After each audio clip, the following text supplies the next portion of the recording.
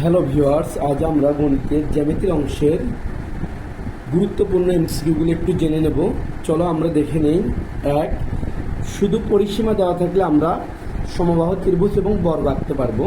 দুই, একটা বাহু অথবা পরিসীমা দেওয়া থাকলে সেম সমবাহু ত্রিভুজ এবং বর্গ আঁকা যাবে। এবার আসো তিন, একটা বাহু বা পরিসীমা দেওয়া থাকলে আমরা রম্বস আঁকতে পারবো। তোমরা মনে রাখবা, রম্বস তিনভাবে আঁকা যায়: একটি বাহু বা পরিসীমা ও একটা কোণ রম্বস। একটি বাহু একটা কর্ণতেও রম্বস আঁকা যায়, দুটো কর্ণতেও রম্বস আঁকা যায়। ছয়, দুটি বাহু থাকলে আয়ত আঁকা যায়, একটা বাহু একটা কর্ণ দেওয়া থাকলেও আয়ত আঁকা যায়।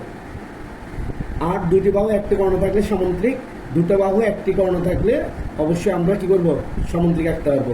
দুটো কর্ণ একটা বাহু থাকলে সামুদ্রিক, এবং সর্বশেষ হচ্ছে দুটি বাহু দুটি কোণ যদি দেওয়া থাকে তাহলে আঁকা যাবে ট্রাপিজিয়ান। ধন্যবাদ।